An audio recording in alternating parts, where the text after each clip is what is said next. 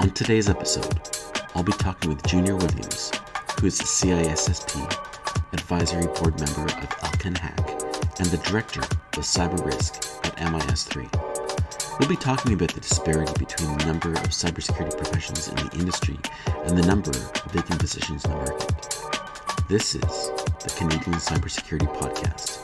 I'm your host, Damon Bear.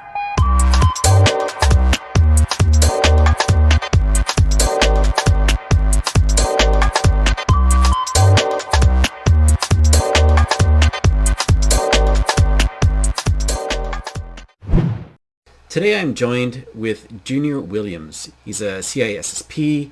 He has all kinds of incredible experience.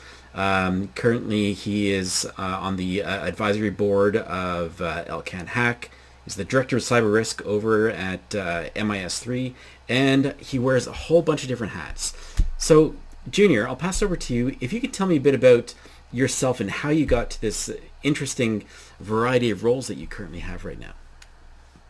Thanks for the question, Damon. It's a pleasure to be here. So my journey started in 1993. I got my first computer. I believe it was a 80286 Intel, DOS 3.0, and learned to code in GW Basic and QBasic. Got my first computer virus that year. I believe it was a New Jerusalem virus. It was a destructive virus. It literally destroyed the master boot record, so I had to rebuild the operating system from scratch. And my dad saw that I had somewhat of an aptitude. I was only in grade 8, 9 at the time. And he enrolled himself in a college programming course, object-oriented programming in C, so that I could, learn up on programming.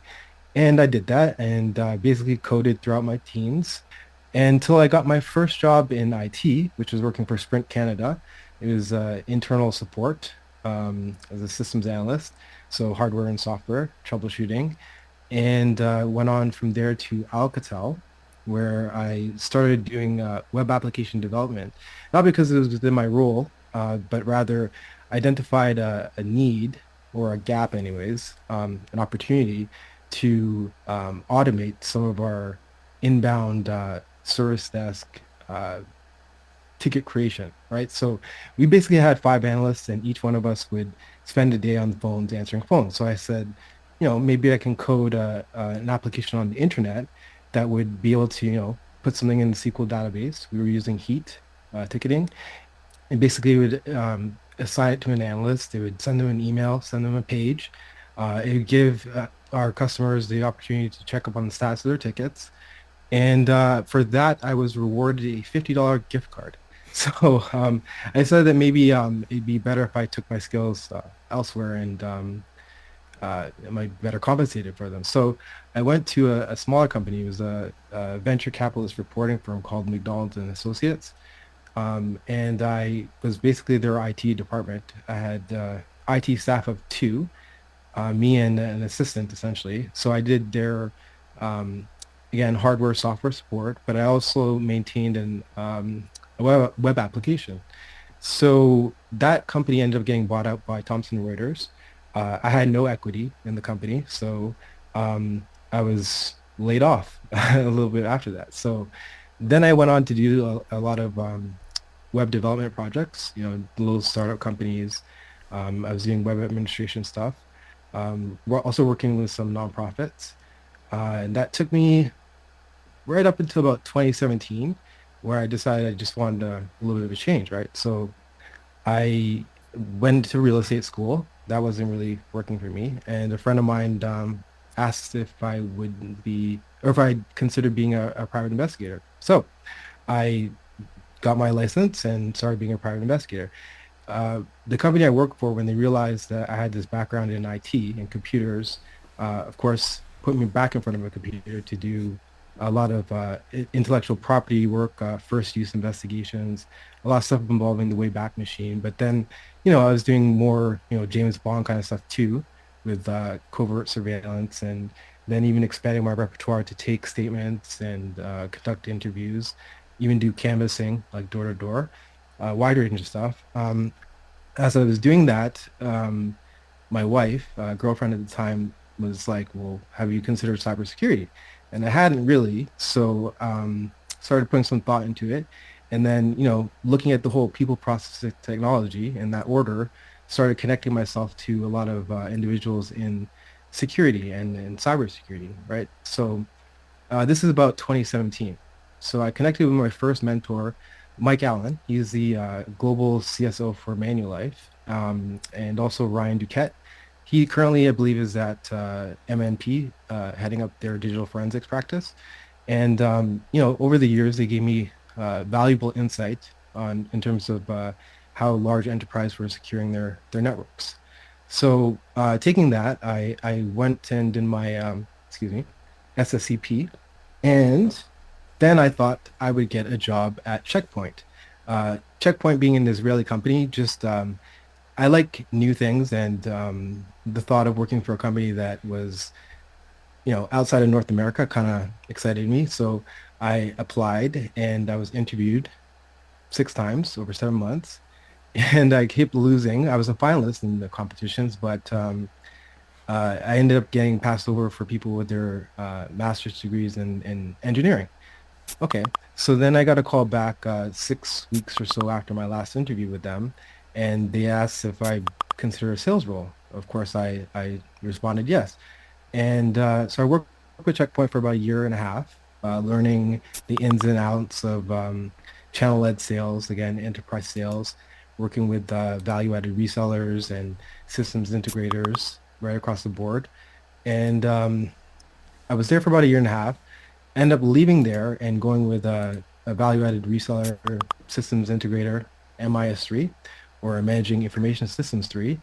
And I was brought on as their director of cyber risk. So basically, I'm versed in all of their technology partners, which is it's pretty much vast. All the main players, SentinelOne, CrowdStrike, Proofpoint, etc. And going on to those partner portals and taking their sales training, taking the technical training, meeting the SEs at all these companies, and all the while I'm very public and active on LinkedIn. So making connections, and then that's actually how I ended up on the advisory board of Emerging Leaders Can Hack, because people were like, well, you seem to know all these people and all these technologies. Why don't you come in and advise us? So, and hence where I'm at right now, in a nutshell. Well, thank you for that. Now, a lot of people that are trying to get into the market right now are having a real difficulty do that, and it's kind of interesting because the market itself says that there's this huge deficit of talent in the security space, and there's an ISC report that says that there's 3 point something million vacancies in the cybersecurity community worldwide, and 26,000 in Canada alone. Yet it's difficult for people to get into the field. And I'd just like to get your perspective on it. What do you see are some of the challenges that the people have, and why do we have this big gap of vacancies in the industry? It's a good question. I would like to know where they're getting these numbers from. Like if they're getting them from HR, because there's definitely a disconnect between HR and the business and IT and cybersecurity. I say this because I've been trying to get into a technical job in cybersecurity for the past 3 years now, and I've yet to land one. In fact, I've stopped looking because I'm now involved in other things, of which maybe the technical side is more of like a subset, right? But you know, so as I told you, I was struggling to get into Checkpoint, and I came across this program called the Rogers Cybersecure Catalyst program, and the premise of this program was to address this perceived, skills and personnel shortage. So Rogers and RBC, they approached other large enterprises and basically were like, so what do we need? Because I guess the people who are graduating with computer science degrees aren't cutting it, right? Because there's this gap. So these industry leaders collaborated, and with the SANS Institute, they decided to create this program which awarded 3 certifications: a GFACT, GSEC, and GCIH. That's a Certified Incident Handler from the GIAC. And they made it very easy to get into because these certifications cost like, you know, many thousands of dollars. I think those 3 combined is close to 20,000 US, right? So uh, they had a lot of applicants, maybe thousands of applicants, and only a handful of spots each cohort. I think like 20 to 60 spots. So I started at Checkpoint at the same time I started in the CALS program in May 2021. So I was full-time Checkpoint, full-time Catalyst, right? And again, very active in the Catalyst community, in the alumni community. And, you know, because people saw that I was working at Checkpoint, I've kind of been championed as a success of the program, notwithstanding the fact that I got that job on the merits of my experience, my prior experience, right? So because I had that job, though, I am approached by dozens of Catalyst alumni, some of the less fortunate who were not able to get jobs. And these people are very bright. Majority of them are newcomers, new to cybersecurity, and women. A lot of them have undergraduate degrees. Some of them have master's degrees. And they're still reporting that having issues getting interviews, having issues getting past the first round of interviews. So that's why I said, you know, it's a is it a real gap or is it a perceived gap, right? Um, we spoke before about this, and I used the term unicorn because it would seem like they're looking for an army of unicorns that don't exist, right? And I'm of the opinion that, you know, you don't need, you know, a 4-year undergrad, a postgraduate diploma, some vendor agnostic certifications to start as a SOC analyst tier 1, right? Like it doesn't really make sense.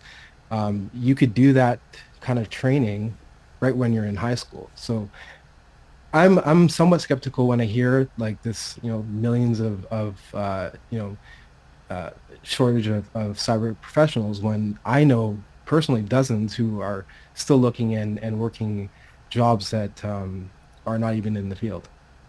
Yeah, I definitely agree with that. I think that there's a big disconnect in between the educational system to what job readiness actually looks like, and I think the fact that cybersecurity is a very quick to change and evolving career in industry, that it is very difficult for educational institutions to keep pace with what is actually required in the industry.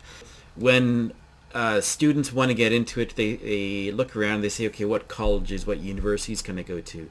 Can I do a 2-year program? Can I get a bachelor in comp science and then do a specialty in cybersecurity? And then they may end up going to school for a long period of time. And then from that, you know, where do they really go? They have information that provides them with the basis, but despite all this time that they put into learning, they're still a few years behind, so they have to play catch up and catch up and catch up. Now, the problem that I see that a lot of companies have is that companies that need cybersecurity professionals don't necessarily know what they need because they don't have the cybersecurity professionals to tell them what they need. So there's this chicken and the egg type scenario where the only way that companies can really put together or set of job requirements to meet the needs is if they know what that actually looks like. And the people that are providing the education to the students don't really know that either. So the only way that you can really get the information that's required is from the people that are working in the field. It's, in my opinion, it's just a big mess. Nobody really knows what's required, and the people with the skills aren't able to get the jobs because of the gatekeepers that don't know that the skills are right there and they can just utilize them. One of the things that comes to mind when we talk about this, or rather places in the world where they're doing it right, is Israel. You know, I mentioned Checkpoint. It's an Israeli company. They are definitely doing it right when it comes to cybersecurity. A lot of innovation is coming, you know, directly at Israel. What are they doing differently than what we're doing?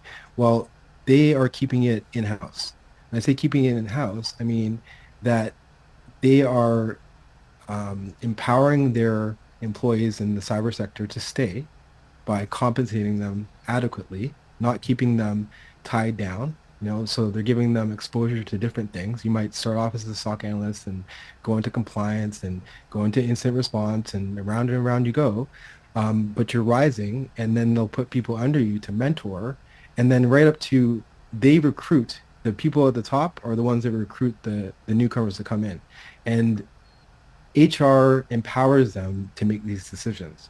They don't act as gatekeepers. And that's what I'm seeing all too often here is that, first of all, it starts with a job description, right? It's an antiquated job description that doesn't even match the rules of the job, right? So you have people preparing for this interview with someone that doesn't really even understand what the role requires.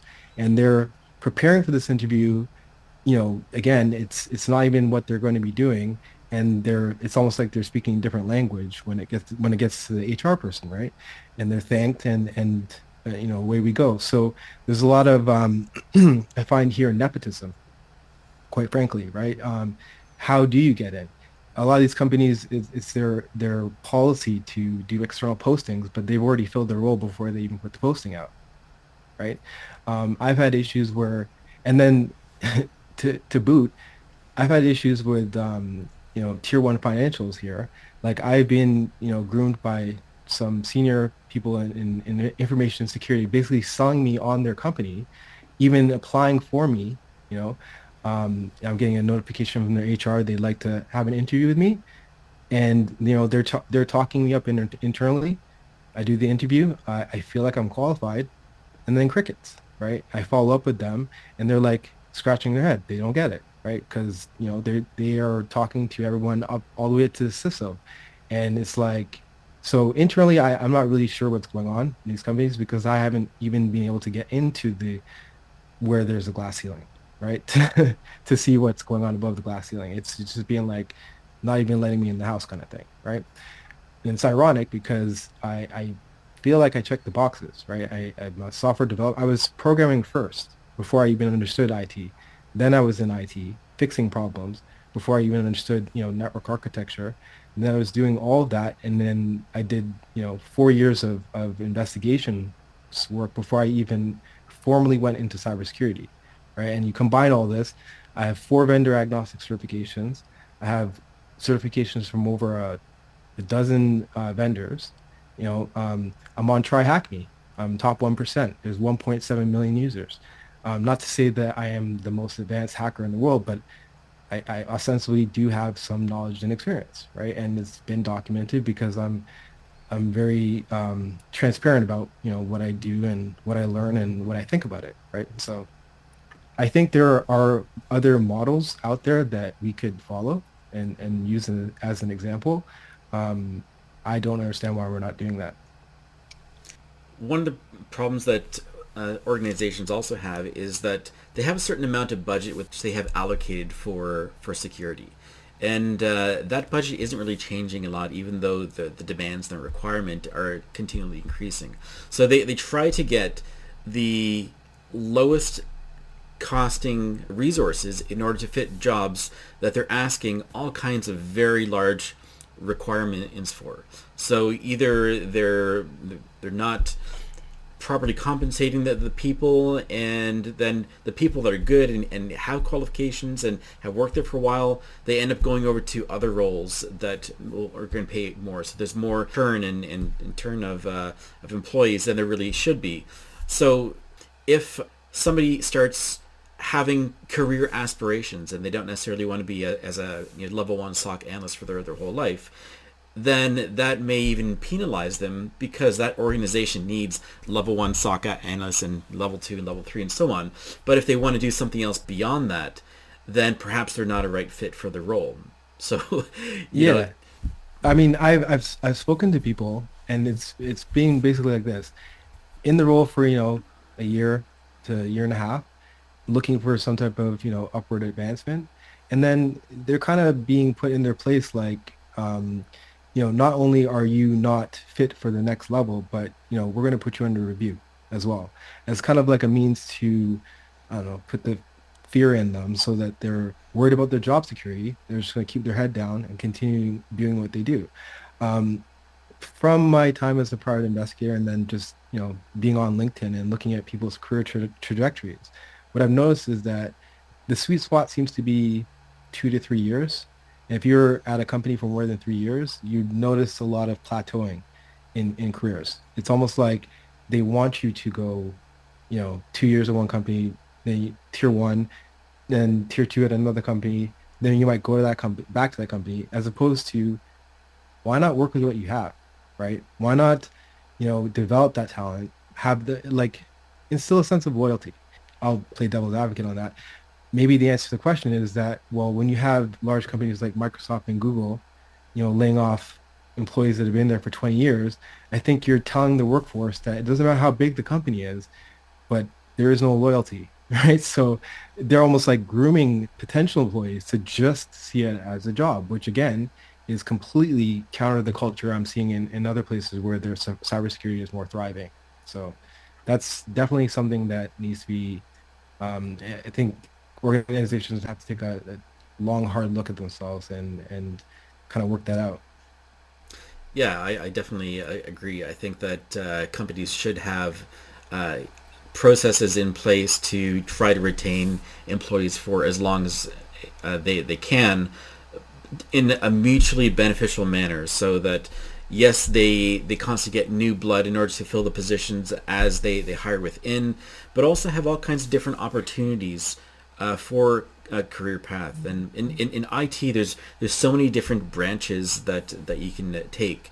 Even from a cybersecurity perspective, you can start as a SOC analyst. You can start moving into governance and risk and compliance. You can look at threat intelligence. You can look at hands-on implementations of things in professional services, consulting engagements, all different kinds of skill sets, depending on what you would want to focus in. So what my question is to you, for people that are just getting into the industry right now and don't necessarily have a path, what do you see as a good strategy for them to understand what's out there and to actually advance their career in a beneficial way? Great question. I myself am a big proponent of TryHackMe, as I already mentioned. I'm on a 312 plus day streak right now. I'm going for my 365-day streak. Um, it's I like it because it's gamified. It's for me, it's fun, and I think it's a lot of people that I've pointed in that direction have told me the same thing. The beauty of it too is that it has such a wide range of material from like beginner all the way to the most advanced, like, simulations of real world networks, and so that people can really put their stuff to measure. The other thing I say though is LinkedIn.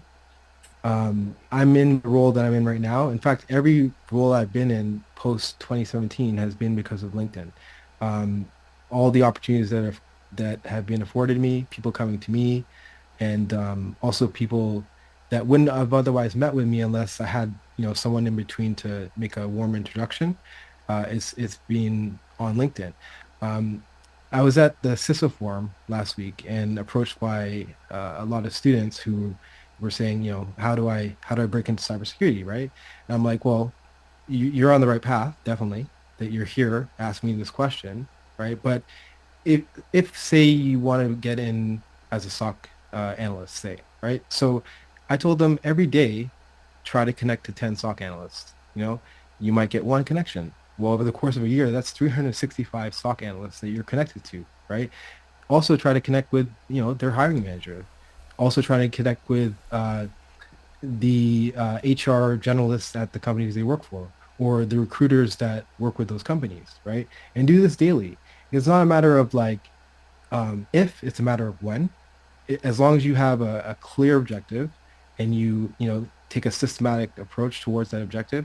A third thing I would say is if you're on the more technical side, definitely set yourself up so you can showcase your skills, as in participating in Git if you're a developer, say, Stack Overflow, these type of websites where you can, put your name out there and link it to your profile.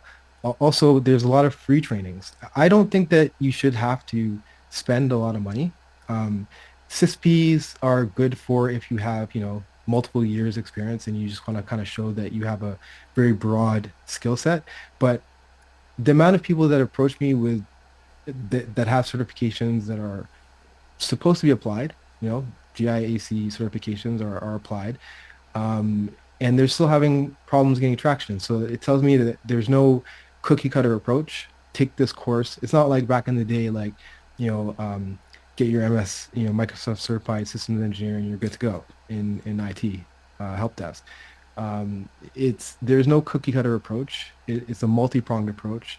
You have to be socially active, participate at conferences where you can, but at the very least on LinkedIn, also on learning sites. I mentioned TryHackMe, Hack the Box is another one. But it's a Google search away in terms of all the free platforms that you can get your name out there and acquire these skills. Yeah, I think that one other thing that's really important is to find mentors in the industry. So find somebody that is maybe two steps in front of you and then get some advice on them and find out how they got to where they are, and then incorporate some of those strategies into your own strategies so that you can get that. And the more mentors, the better. But you also need to make sure that whoever you identify as a mentor, that they're a willing mentor.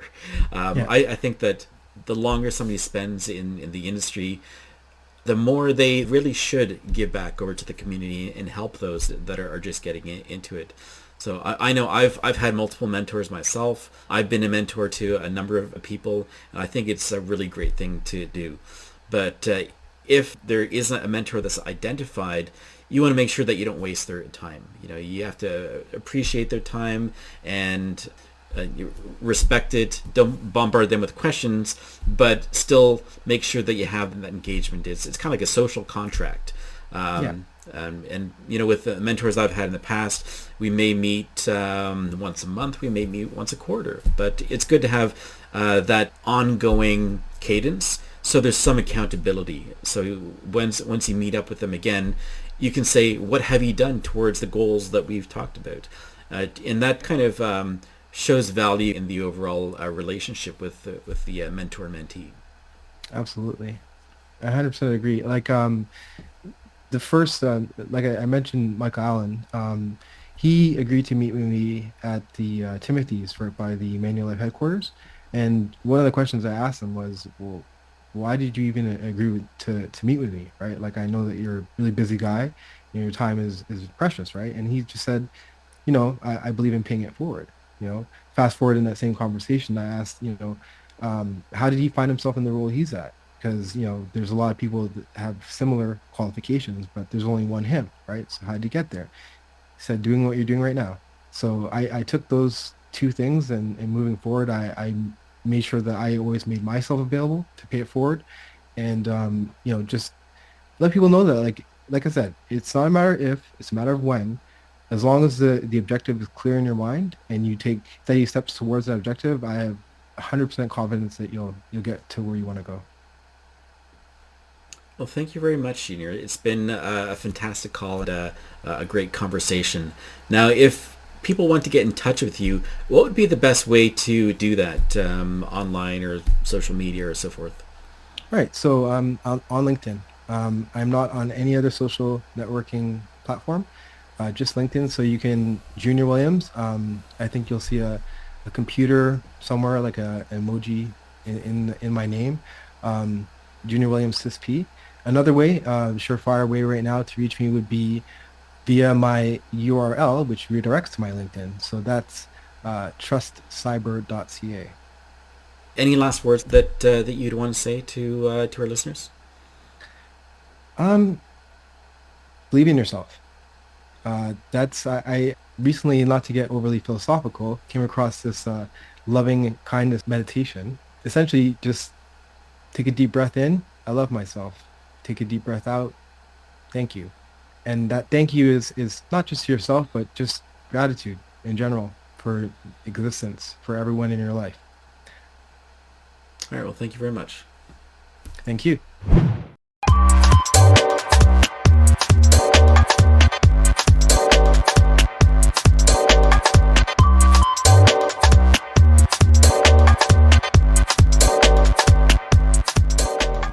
Wait a minute. Using an RX modulator, I might be able to conduct a mainframe cell direct and hack the uplink to the download. What the hell does that mean? It means that with the right computer algorithms, I can hack you back in time. Just like a time machine. Well then, it's hacking time.